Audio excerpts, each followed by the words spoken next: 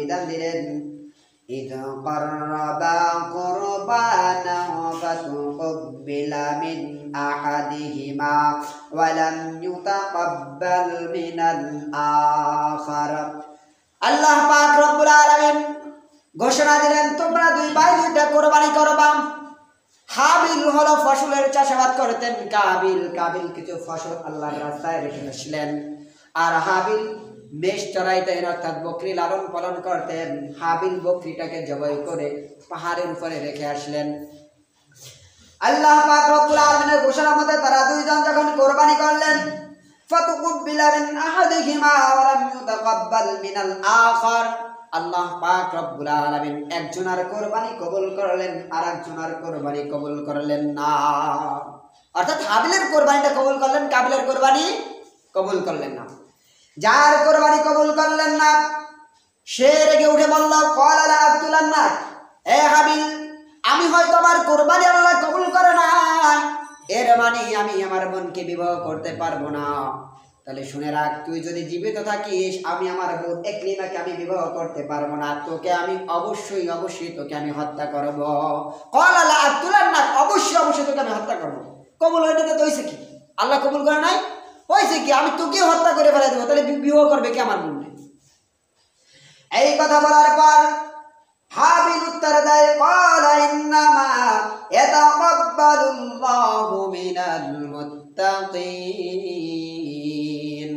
হাবিল উত্তর দেয় যে একমাত্র কুরবানি কবুল হয় যারা মুত্তাকি, যারা ঈমানদার, অর্থাৎ আল্লাহ পাক রব্বুল আলামিন ঈমানদারের কুরবানি কবুল করে। এই কথা দ্বারা বুঝায় কাবিল তোমার কুরবানির উদ্দেশ্য ভালো ছিল না, তুমি মুমিনের অন্তর্ভুক্ত হতে পারো নাই বিধায় তোমার কুরবানি কবুল হয় নাই। আমি একমাত্র আল্লাহর জন্য কুরবানি দিয়েছি, এই জন্য আমার কুরবানি কবুল হয়েছে। এই কথা স্মরণ করিয়ে দিয়ে বলে যে একমাত্র যারা মুত্তাকি তাদের কুরবানি কবুল হয়ে যায়। তুমি যে রাগ হয়েছে তোমার কুরবানি কবুল হয় নাই, তুমি তো মুত্তাকির ভিতরে পড়ো না, অর্থাৎ তোমার নিয়ত যে গলত এটা তুমি বুঝে নাও। কিন্তু কে শুনে কার কথা? এই কথা বলার পর হাবিল এবার বলেন লা ইন বাসাত্তা ইলাইয়া ইয়াদাকা লিতাকতুলানি মা আনা বিবাসিতি ইয়াদিয়া ইলাইকা লা আকতুলাক ইন্নী আখাফুল্লাহা রাব্বাল আলামিন। হাবিল যখন বলল তোকে, কাবিল যখন বলল হাবিলকে তোকে আমি হত্যা করব, সর্বপ্রথম কাবিল যখন বলল সর্বপ্রথম বলল হে ভাই শুনে রাখো, মুত্তাকি যারা হয় তাদের কুরবানি আল্লাহ কবুল করে।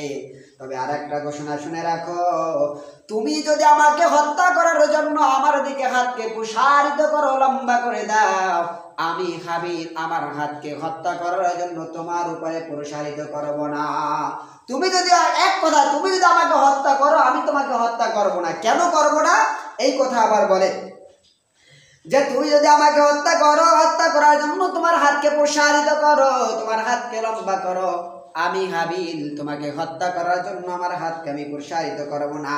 কেন? এই জন্য যে ইন্নী আখাফুল্লাহ রাব্বাল আলামিন, আমি উভয় জাহানের প্রতিপালক আল্লাহকে ভয় পাই। কেন ভয় পাই? দেখেন এই যে হত্যা করলে কি বিপদ, এই দেখেন এই পরের আয়াতে বুঝতে পারবেন। হাবিল উত্তর দিলেন আমি আল্লাহ পাক রব্বুল আলামিনকে ভয় পাই। লা ইন বাসাত্তা ইলাইয়া ইয়াদাকা লিতাকতুলানি মা আনা বিবাসিতি ইয়াদিয়া ইলাইকা লিআকতুলাকা ইন্নী আখাফুল্লাহ রাব্বাল আলামিন। যখন উত্তর দিল আমি আল্লাহকে ভয় পাই, এরপরে বলে ইন্নী উরিদু আন তাবুআ বিইসমি ওয়া ইসমিকা ফাতাকুনা মিন আসহাবিন নার ওয়া যালিকা জাযাউয যালিমিন। এরপরে হাবিল কাবিলকে বলে যে আমি চাই তুমি আমাকে হত্যা করে আমার গুনাহগুলো এবং তোমার গুনাহগুলো সব তুমি তোমার নিজের মাথায় নিয়ে যাও। অর্থাৎ যদি তুমি আমাকে হত্যা করো আমার গুনাহগুলো তোমার গায়ে চলে যাবে এবং তুমি তোমার গুনাহগুলো একত্রিত করে দুই গুনার অধিকার হয়ে দুই গুনাহ তোমার উপরে নিয়ে তুমি জাহান্নামের অধিবাসী হয়ে যাও। এটা আমি চাই। আমি চাই তুমি আমাকে হত্যা করবা, করো, কইরা আমার গুনাহগুলো তুমি নিয়ে যাও এবং তুমি তোমার গুনাহ আমার গুনাহ নিয়া তুমি জাহান্নামের অধিবাসী হয়ে যাও। এটা আমি চাই। ওয়াযালিকা জাযাউয যালিমিন, আর এটা হলো জালিমদের প্রতিদান। তুমি যে জুলুম করতেছো এটা তোমার প্রতিদান। এত বয়ান করার পর কাবিল কি করেন, ফাতাওয়াত লাহু নাফসু কাতলা আখি ফাকাতালাহু ফাআসবাহা মিনাল খাসিরিন। হাবিল অনেক বয়ান দিল, যখন শুরুতে বলল কাবিল যে তোকে হত্যা করবো, এরপরে বয়ান শুরু করলো তুমি আমাকে হত্যা করবা, আরে কবুল তো আল্লাহর হাতে, আমি তো আর কবুল করবো না, তুমি কোরবানি দিছো, আমার হাত তো আর নাই যে তোমারটা কোরবানি কবুল করবো আর আমারটা আমি নষ্ট করবো, এটা আল্লাহর হাতে, মুত্তাকিনদের কোরবানি কবুল হয়। এরপরও হাবিল শুনে না, তারপর আবার বলে তুমি যদি আমাকে মারার জন্য হাত বাড়ায় দাও আমি তোমার উপরে হাত বাড়াবো না, আমি আল্লাহকে ভয় পাই। এরপরও হাবিলের কোনো ভিতরে কোনো নাই, উৎফুল্ল নাই, মানে মারবেই মারবে, কোনো পরিবর্তন আসে না। তারপরে আবার বলতেছে আমি চাই তুমি আমাকে মারো, মাইরা আমার গুণাগুলো তুমি নিয়ে যাও, নিয়ে তুমি জাহান্নামের অধিবাসী হয়ে যাও। তারপরও কাবিল মানল না। এবার কাবিল ফাতাওয়াত লাহু নাফসুহু কাতলা আখিহি, কাবিল তার মনকে উদ্বুদ্ধ করলো কাবিল হাবিলকে হত্যা করার জন্য। তার মন যখন উদ্বুদ্ধ হলো হাবিলকে হত্যা করার জন্য, এরপর উদ্বুদ্ধ হওয়ার সঙ্গে সঙ্গে কাবিল হাবিলকে হত্যা করে ফেলল। হত্যা করার কারণে আল্লাহ পাক রব্বুল আলামিন বলেন ফাআসবাহা মিনাল খাসিরিন, যখন সে হত্যা করলো সে ক্ষতিগ্রস্তের অন্তর্ভুক্ত হয়ে গেল, সে মোটামুটি হাবিলকে হত্যা করে ফেলল।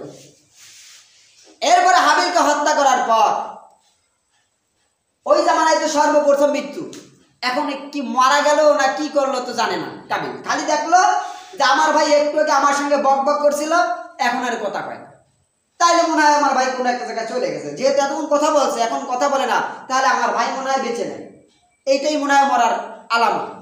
দ্বিতীয় নম্বর চিন্তা করলো আল্লাহ পাক রব্বুল আলামিন কোনো বিধানও দেন নাই যে মানুষ মারা গেলে কি করতে হবে, আর কাবিল ওই ব্যাপারে কিছু জানে না। চিন্তা করলো ভাই তো হত্যা হয়ে গেল, কথা যেহেতু বলছে না তাহলে মনে হয় নিশ্চিত সে দুনিয়া আর নাই, এখন কি করবে, কেমনে কি লাশটাকে গোপন করবে, কেমনে কবর দিবে, চিন্তায় সে বিভোর হয়ে আছে। কিন্তু হাবিল তো ভালো ছিল, তার লাশ তো নষ্ট করতে আল্লাহ দিবেন না। আল্লাহ পাক রব্বুল আলামিন ফাবাআসাল্লাহু গুরাবান ইয়াফাযু ফিল আরদি লিউরিয়াহু কাইফা ইওয়ারি সাওআতা আখি, আল্লাহ পাক রব্বুল আলামিন একটা কাক পাঠাইয়া দিলেন। কাবিল তার ভাই হাবিলের লাশ, হাবিলের শরীর কিভাবে গোপন করবে এটা দেখানোর জন্য কাককে পাঠাইলেন। কাক এসে আরেকটা কাককে মারা মৃত কাককে কাবিলের সামনে মাটি খুঁড়ে খুঁড়ে সেখানে পুঁতে দিল। কাবিল যখন এই জিনিসটা দেখলো যে কাক আমাকে শিক্ষা দিচ্ছে আমি কিভাবে এইখানে আমার ভাইকে আমি দাফন করব, এইটা যখন কাক তাকে শিখালো, এবার কাবিল নিজেকে ধিক্কার দিয়ে বলে ক্বালা ইয়া ওয়াইলাতা আজাজতু আন নাকুনা মিথলা হাযাল গুরাব ফাওয়ারিয়া সাওআতা আখি, হায় আফসোস, হায় আফসোস, নিজেকে নিজে বর্ষনা দিতে লাগলো যে হায় আজকে আমার কাকের কাছ থেকে আমার ভাইকে গোপন করার জন্য কাকের কাছ থেকে শিখতে হচ্ছে, এত নগণ্য আমি নিজেকে নিজে তোহমত দিতে লাগলো, এত নগণ্য, আজকে আমি আমার ভাইকে হত্যা করলাম, এই হত্যা করা ভাইকে কি করব, আজকে একটা কাক আমাকে শিক্ষা দিল, এই জন্য নিজেকে নিজে বর্ষনা দিচ্ছে, হায় আফসোস, কাকের কাছ থেকে সে শিক্ষা নিতে হচ্ছে। ফাআসবাহা মিনান নাদিমিন, অবশেষে সে একটু শর্মিন্দা লজ্জিত হলো, লজ্জিত, একটা কাক তাকে শিখায়, সে একজন মানুষ তাকে কাক শিক্ষা দিচ্ছে, সে একটু লজ্জিত হলো। এই যে হত্যা করার পরে যাই হোক তার ভাইকে কাকের শিক্ষা মতন তার ভাইকে সে খনন করে সেখানে পুঁতে রাখলো। এই যে ভাইকে হত্যা করলো এটা ছিল কাবিল সর্বপ্রথম দুনিয়ায় আইসা সর্বপ্রথম অন্যায়ভাবে কাউকে হত্যা করা। এই জন্য এই দুনিয়ার ভিতরে যদি কাউকে কোনো ব্যক্তিকে অন্যায়ভাবে হত্যা করে তাহলে তার কিছু পার্সেন্টেজ, কিছু অংশ, কিছু ভাগ কাবিলের ঘাড়ে চলে যায়। আপনি যদি আপনার ভাইকে অন্যায়ভাবে হত্যা করেন তার কিছু ভাগ বা কিছু অংশ, কিছু পার্সেন্ট এটা কাবিলের ভাগে চলে যায়। যত মানুষ দুনিয়া অন্যায়ভাবে হত্যা হবে তার পক্ষ থেকে কিছু কাবিলের কাছে সৎকার জারি হিসেবে চলে যাবে। এই ঘটনার পর আল্লাহ পাক রব্বুল আলামিন বলেন মিন আজলি যালিকা, এই যে কাবিল তার ভাই হাবিলকে হত্যা করলো এই কারণে কাতাবনা আলা বনি ইসরাঈল আন্নাহু মান কাতালা নাফসান বিগাইরি নাফসিন আও ফাসাদিন ফিল আরদি ফাকান্নামা কাতালান নাসা জামিআ। আল্লাহ পাক রব্বুল আলামিন বলেন কাতাবনা আলা বনি ইসরাঈল আন্নাহু মান কাতালা নাফসান বিগাইরি নাফসিন আও ফাসাদিন ফিল আরদি ফাকাআন্নামা কাতালান নাসা জামিআ।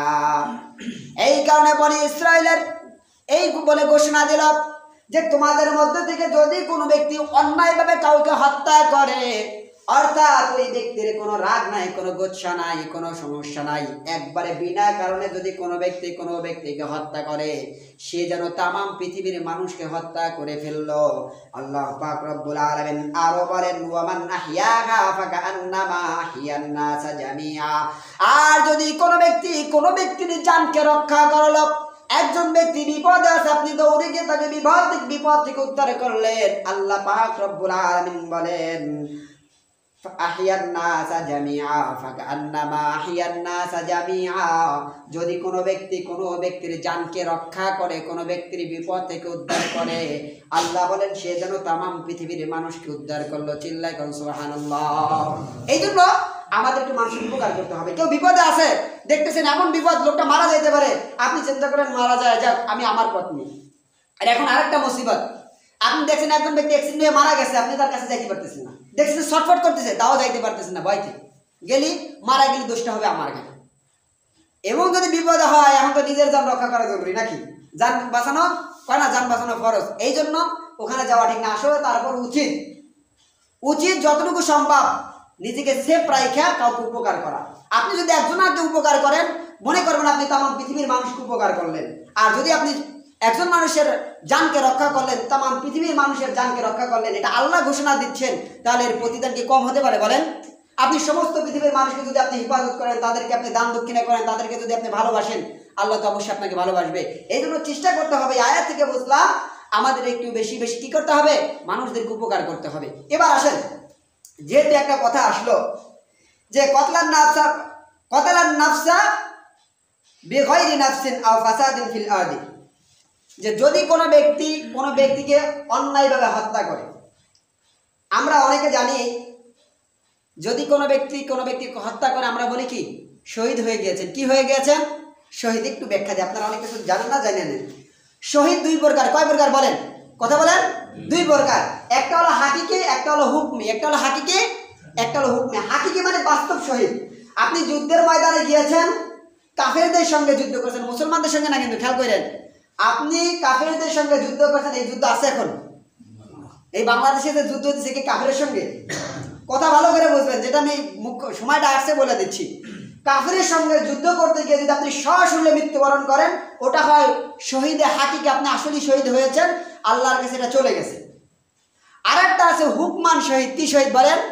হুকমান শহীদ। হুকমান শহীদ কোনটাকে বুঝে রাখেন, আপনি কোনো অন্যায় করেন নাই, আচ্ছা একজনের ঘরে হঠাৎ করে আগুন লেগে মারা গেছে, ও ব্যক্তি কোনো অন্যায় করেছে, উনি হঠাৎ করে মারা গেছেন, এই লোকটাকে হুকমান শহীদ বলা যায়। কি শহীদ বলা যায়? হুকমান শহীদ বলা যায়। আপনি পানিতে ডুবে মারা গেলে এটাও হুকমান শহীদ। কথা বুঝেন, হুকমান শহীদগুলো বুঝে রাখেন, যদি আপনি তাকে শহীদ বলেন হবে। একটা হলো আগুনে পড়ে যদি কেউ মারা যায়। এখানে কেন বললাম আগুনে পড়ে, হাকিকত কেন বললাম? আপনি একজনের সাথে জ্ঞান যান, আপনার গায়ে কেরাসিন ঢাইলে আগুন ধরাই দিল, তা কিন্তু হবে না। একা একা আগুনে পুড়ে মারা গেলে আপনি কি হবেন? শহীদ হবেন, হুকমান শহীদ। আপনি যদি একা একই পানিতে পড়ে মারা যান, হুকমান শহীদ। আপনি যদি হঠাৎ করে বাসে অ্যাক্সিডেন্ট হয়ে মারা যান, এটা হুকমান শহীদ, কারণ আপনার প্রতিপক্ষ কেউ নাই। আবার আপনি কিছু জানেন না, এক ব্যক্তি যাইতে পথে আপনার ঘাটি মারি, ঠিক আছে, ডাকাত, আপনি ডাকাতকে কিছুই বলেন না, সেই ঘরটি আগে আপনার মারছে, আপনি শহীদ। কিন্তু বাজান আপনার সঙ্গে একজনের দ্বন্দ্ব আছে। কি আছে? দ্বন্দ্ব আছে, মারামারি আছে, গেছেন লাঠি ছোটালে, আজ তোর একদিন কে আমার একদিন, যাইয়া মোটামুটি দুই দলে কঠিন মারামারির ভিতরে দেখা যায় একটা লোক এখানে মারা গেছে, তাকে শহীদ বলা যাবে? আরে ভাই, সে তো গেল প্রতিশোধ দিতে, সে মরে নাই, সে হয়তো মরে গেছে, সে চাইছিল আরেকজনের মারতে, সে যদি না মারতো তাহলে সে আরেকজনের মারতো। সো এখানে কোনো শহীদ নাই, বরং এখানে সে মারা গেছে আর গুনাহগার হয়ে মারা গেছে। কি হয়ে মারা গেছে? কারণ সে নিয়ত করে গেছে আমি তার প্রতিপক্ষকে আজকে মারবো, লাঠি সোটা নিয়ে গেছে। আরেকটা কথা মনে রাখবেন, মুসলমানের সঙ্গে কখনো যুদ্ধ হয় না। কখনো কি হয় না? তাহলে মুসলমানের সঙ্গে যুদ্ধ হয় না, হয় সেটা মারামারি। আর আমাদের দেশের বিষয়ে ভিন্ন কথা এখন আলোচনা করার দরকার নেই, ওটা আলাদা একটা অপশন, কারণ ওটা মারামারি করতে যায়নি, ওটা ভিন্ন একটা অপশন, ওটা অধিকার আদায়ের জন্য গিয়েছে, ওখানে আলাদা হুকুম, ওটার হুকুম পরে বলছি। এটা বলি যে আমরা মারামারি করতে যাই, এখন মারা গেলে বলি লোকটা শহীদ হয়ে গেছে, কারণ লোকটার পিঠে মেরে এলেছে। আরে ভাই, ওটা শহীদ না, ওটা উনি চাইছিল উনি মারবে, তো উনি না মারতে পারার কারণে উনি নিজেই মরে গেছে, এটা শহীদ হবে না। আরেকজন ব্যক্তি হাইটে যাইতেছে, ঠেলা দিয়ে ফেলা দিচ্ছে, শত্রুতা আছে, মারামারি আছে, গ্যাঞ্জামের ভিতরে ঠেলা দিয়ে ফেলা দিচ্ছে, সাঁতার কাটতে পারে না, মারা গেছে, ওটাও শহীদ হবে না। শহীদ হবে যদি কোনো ব্যক্তি অন্যায়ভাবে কোনো অন্যায় করে নাই, বিনা প্রয়োজনে, বিশেষ করে ডাকাতের এই কাজগুলো করে, আসে আয়সা হত্যা করে মালদেশ নিয়ে চলে যায়, ওই ব্যক্তিও শহীদের হুকুমে চলে যাবে। এই জন্য বলে আল্লাহ পাক রব্বুল আলামিন বলেন, যদি কোনো ব্যক্তি অন্যায়ভাবে কাউকে হত্যা করে, যাকে হত্যা করলো তার গুনাহ খাতা তার মাথায় চলে যাবে। এই কথা কেন বললো? আপনি যে মারামারি করছেন, আপনি মারামারি করার কারণে একজন ব্যক্তি আপনাকে মাইরে ফেলাইছে, ওর গুনাহ কিন্তু যে মারছে তার ঘাড়ে যাবে না সম্পূর্ণ, কারণ কি সেও গিয়েছিল মারামারি করার জন্য। কিন্তু আপনি যদি অন্যায়ভাবে কাউকে মারেন, তাহলে তার যত গুনাহ ছিল সব গুনাহ আপনার মাথায় চলে আসবে। কে বলেছেন?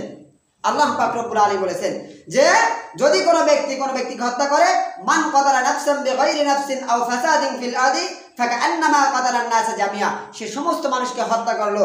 আর এই সাইডে আমাদেরকে বিধান শুনিয়ে দিল যে ইন্নী উরিদু আন তাবুআ বিইসমি ওয়া ইসমিকা ফাতাকুনা মিন আসহাবিন নার, যদি কোনো ব্যক্তিকে অন্যায়ভাবে হত্যা করে, তার সমস্ত গুনাহ যে হত্যা করলো তার মাথায় চলে যাবে।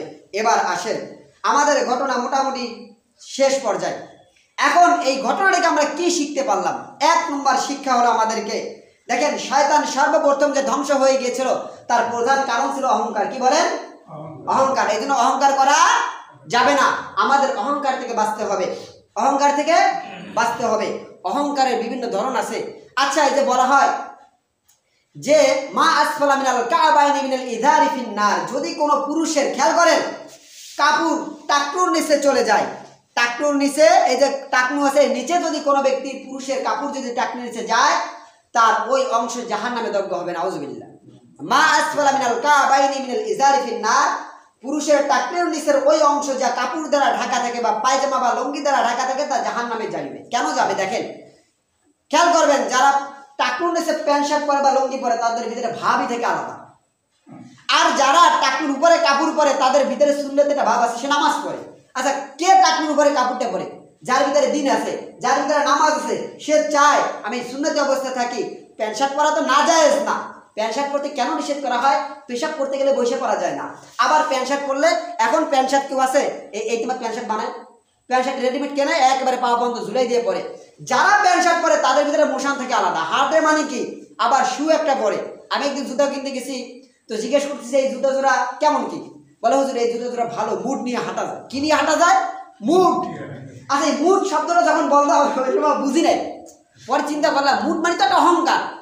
তা আমার দোকানদার বলছে যে আপনি এই জুতা যদি পরেন মুড নিয়ে হাঁটতে পারবেন। আমি চিন্তা করলাম তো এই জুতা আমার কেনার দরকার নাই। যেই জুতার ভিতরে মুড চলে আসবে, যেই জুতার ভিতরে ভাব চলে আসবে, যেই কাপড়ের ভিতরে ভাব চলে আসবে, এই কাপড় পরা যাবে। কথা বলছেন? এই কাপড় যদি আপনি পরেন আল্লাহ বেজার হয়ে যায়, কারণ অহংকারের চাদর কার?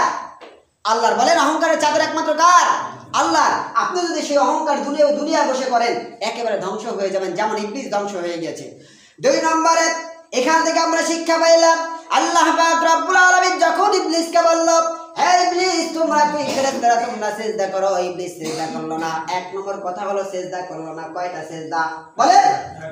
একটা সিজদা করলো না। হুকুম ছিল কার? আল্লাহর হুকুম ছিল ইবলিস তুমি একটা সিজদা করো। ইবলিস সিজদা করলো না অহংকারের কারণে। আল্লাহ বলেন দুনিয়ার মানুষদেরকে আমি হুকুম করছি তোমরা সিজদা করবা। দৈনিক 5 ওয়াক্ত নামাজে ফরজ হয় 17 রাকাত, আর 17 রাকাতে সিজদা যদি ডবল করা হয় 17 দুগুণে কত? 34। এই 34টা সিজদা আপনি প্রতিদিন আল্লাহর হুকুমের বাইরে করতেছেন। একটা সিজদা কামাইতে যদি ইবলিসের পরিণতি এমন হয়, আমরা প্রতিটা দিন 34টা সিজদা আমরা দিচ্ছি না, আমাদের অবস্থা কি হবে? ইবলিসের একটা সিজদার কারণে যদি সে আজীবন জান্নাত থেকে বের হয়ে যায়, আমরা আল্লাহ পাক রব্বুল আলামিনের হুকুম তোমরা নামাজ পড়ো, আকিমিস সালাত, নামাজ পড়ো, এত বড় একটা হুকুম দেওয়ার পরও যখন আমরা আল্লাহর হুকুমের কাছে আমরা নত না হই, আমরা আল্লাহর হুকুম করেছে দৈনন্দিন তোমরা 34 বার সিজদা দিবা, যারা আল্লাহর হুকুমের বাইরে চলবে, ইবলিস একটা সিজদা না দেওয়ার কারণে যেমন ধ্বংস হয়ে গিয়েছে, তুমি একটা না প্রতিটা দিন 34টা সিজদা থেকে তুমি দূরে সরে যাও। এবার তুমি নিজেকে যাচাই করো তুমি কোন দলে আছো, ইবলিসের দলে না মুমিনের দলে? তুমি নিজেকে যাচাই করো, তুমি মুমিন আছো নাকি ইবলিসের মতন পথভ্রষ্ট হয়ে গিয়েছো। সেজদা কিন্তু 34টা। আমি কেন বললাম সুন্নাত বাদ দিলাম, আল্লাহর হুকুম ফরজ। ফরজ প্রত্যেকটা দিন 17 রাকাত। কয় রাকাত বলেন? 17 রাকাত। 17 করে 34, যেহেতু 34টা সেজদা আমরা প্রতিদিন দিচ্ছি না, আল্লাহ পাক রব্বুল আলামিন মনে হয় আমাদের উপর খুব খুশি হন নাকি? তাহলে আমাদের উপরে বিপদ আসবে না, কাদের উপরে বিপদ আসবে? তাহলে 1 নম্বর হলো যে আমরা অহংকার করব না, 2 নম্বরে আমরা সেজদা দেব না, আমাদেরকে 5 ওয়াক্ত নামাজ পড়তে হবে, আল্লাহর বিধান মানতে হবে। যদি আমরা ইবলিসের পথে না যাই তাহলে আমরা আমাদের নামাজগুলো ঠিক রাখতে হবে। আর যারা নামাজ পড়বেন না, মনে করবেন আপনারা ইবলিসের পথে হাঁটতেছেন, ইবলিসও যেই পথ নিয়ে জাহান্নামে যাবে। আপনারা যারা নামাজের তাবেদারি করবেন না, নামাজের অনুসরণ করবেন না, নামাজ পড়বেন না, তারাও ঠিক ইবলিসের সাথে সাথে জাহান্নামে চলে যাবেন। 2 নম্বর ইবলিসের মিশন ছিল উলঙ্গ করা। এখন বর্তমানে সমাজেও এমন একটা নীতি হয়ে গিয়েছে, কিভাবে মানুষদের কাপড়গুলো ছোট করা যায়। এই জন্য আমাদের মা বোনদের কাপড়গুলো ছোট করতে করতে করতে করতে করতে করতে করতে করতে আর বাকি বললাম না, শেষ পর্যায়ে চলে গিয়েছে। অধিকাংশ জায়গায় পর্নোগ্রাফি ফ্রি হয়ে গিয়েছে, মোবাইলে ঢুকতে দেরি পাইতে দেরি নাই। এবং আমাদের বাংলাদেশেও বিশেষ করে কি একটা অবস্থা, মহিলা পুরুষরা একেবারে টাকুন নিচে কাপড় পরে, হাতাওয়ালা জামা পরে, হাতাটা লাগবে সাইডে দেয়, স্টাইল মারে যায়। আর মহিলাকে স্টাইল হলো দেয়া সব খুইলা রাইকে একটু রাইকে হাইটে চলে। এই যে ইবলিসের মিশন ছিল উলঙ্গ করা, এখন সেই ইবলিস সেই কাজ বাস্তবায়ন করতেছে। অধিকাংশ মানুষের উলঙ্গ, মহিলার বের হচ্ছে পেট পিট বাইর করে বের হয়। আর আমাদের ঘরের স্ত্রীরাও তো স্বামীদের সামনে সচরাচর পেট খুলে হাঁটতে লজ্জা পায় মাঝে মাঝে। সে আমার দেখতেছে, এখন খোঁচা মোছা দিতে পারে, দুষ্টামি করতে পারে, তাও লজ্জা পায়। আর এখনকার জামানায় কি যে পরে যুবকরা আরো ভালো জানে, এই যে পয়রা বর্তমানে চলতেছে আর মানুষগুলো দেখতেছে, এটা শুধু ইবলিসের মিশন, সে সাকসেস হয়ে যাচ্ছে। এই জন্য আমরা আমাদের মা বোনদেরকে হেফাজত করবো। আমরাই তো পোশাক কিনতে টাকা দিই, আমরা যদি তাদেরকে ভালো পোশাক কিনতে টাকা দিই, তারা কেন নষ্ট পোশাক কিনে নিয়ে আসবে? আরো যে কত ধরনের পোশাক আছে তা আপনারাই ভালো জানেন। 2 নম্বরে আল্লাহ পাক রব্বুল আলামিন বলেছেন ওয়ালা তাকরাবা হাদিহি শাজারা, তোমরা গাছের নিকটবর্তী হও না। এর মানে গাছের নিকটবর্তী হওয়া একটা গুনার কাজ। যারা গাছের নিকটবর্তী হবা তারাই ধ্বংস হয়ে যাবা। ঠিক একই রকম ওয়ালা তাকরাবা জিনা, আবার বলছে তোমরা জিনার নিকটবর্তী হবা না। ওয়ালা তাকরাবা যুনুব, গুনার নিকটবর্তী হবা না। আল্লাহর প্রত্যেকটা কথা হলো গুনার নিকটবর্তী হবা না। গুনার দ্বারে যাওয়া তো দূরের কথা, গুনাহ করা তো দূরের কথা, নিকটবর্তী হইতে আমাদের নিষেধ করেছে। 3 নম্বর আমরা পাইলাম, 4 নম্বর আমরা পাইলাম গুনার নিকটবর্তী হওয়া যাবে না। 5 নম্বর হলো যাইয়া আরো লাগবে। ইবলিস বলেছিল কি আমার আরো দরকার, আমার দরকার, ক্ষমতার দরকার, বয়সের দরকার, আলোচনা করেছি। এটাও আমাদের করা যাবে না, কারণ আল্লাহ পাক রব্বুল আলামিন বলেন আলহাকুমুত তাকাসুর হাত্তা যুরতুমুল মাকাবির। মানুষের দুনিয়ার ভিতরে শুধু প্রতিযোগিতা করে কিভাবে আমার সম্পদ বাড়বে, কিভাবে আমি সম্পদওয়ালা হব। এই যে প্রতিযোগিতা মানুষের জীবনে শেষ হয় না যতক্ষণ পর্যন্ত না তাদের মুখের ভিতরে কবরের মাটি শয়ন করে, কবরের মাটি ঢুকে যায়। এই জন্য লোভ লালসা করা যাবে না। যতটুকু আল্লাহ দিয়েছেন এরপরে সন্তুষ্ট থেকে আল্লাহর কর্মগুলো করতে হবে। এরপরে দেখেন ইবলিসের মতন একজন লোক আল্লাহর কাছে দোয়া করেছেন, আল্লাহ আমি একটু দুনিয়ায় বেশি দিন থাকতে চাই, দুনিয়ায় কিয়ামত পর্যন্ত বাঁচতে চাই। আল্লাহ ইবলিসের দোয়া কবুল করলেন। তাহলে আমরা মনে ইবলিসের চাইতে খারাপ? ইবলিসের চাইতে আমরা খারাপ না ভালো? বলে ইবলিসের চাইতে তো ভালো। মানে ভয় পাই দিচ্ছে, নামাজ তো পায় না, শুনতে কয়ে দিচ্ছে, কেউ কইতেছে না। আমরা ইবলিসের চাইতে ভালো, আমাদের দোয়া আল্লাহ কবুল করবেন না। এই জন্য বেশি বেশি দোয়া করা। আর দোয়াও মুকুল ইবাদা, দোয়া হলো ইবাদতের মগজ। সময় অসময় সব সময় দোয়ার উপরে থাকা, সব সময় দোয়ার উপরে থাকা। অনেকে মনে করে পেশাব করে উঠছি আমরা দোয়া করা যাবে না। দোয়া করা যাবে সর্ব অবস্থায়। আর বাকি বললাম না, আরো অবস্থায় দোয়া করা যাবে, খোলাসা পরে একদিন শোনাবো। এরপর আরেকটা হলো অনুতপ্ত হওয়া। আরেকটা হলো অনুতপ্ত হইতে হবে, গুনাহ করলে আল্লাহর কাছে তওবা করতে হবে। আরেকটা হলো দুনিয়ায় পরিশ্রম করতে হবে, যেহেতু আদম আলাইহিস সালাম পরিশ্রম করেছে, আমাদের পরিশ্রম করতে হবে। 3 নম্বরে দেখেন সবথেকে বড় ফিতনা হলো নারী জাতির ফিতনা। এই যে কাবিল যে ধ্বংস, হাবিল যে মৃত্যুবরণ করলো, আর কাবিল যে জাহান্নামের অধিবেশী হলো একমাত্র মেয়েদের কারণে। আজকে আমাদের যুব সমাজ কেন সব সমাজই আজকে ধ্বংস হচ্ছে নারীদের কারণে। জিনায় লিপ্ত হয় নারীদের কারণে, প্রেমপ্রীত হয় নারীদের কারণে, দর্শন হয় নারীদের কারণে। খোলামেলা চললে করবে কি, মানুষ তো সহ্য করতে পারে না। দোষ কিন্তু আবার পুরুষেরও না, আবার কমও না। মুরগি ছাড়া থাকলে শিয়াল তো ধরবেই। এই জন্য মুরগিগুলো আমরা হেফাজত রাখবো।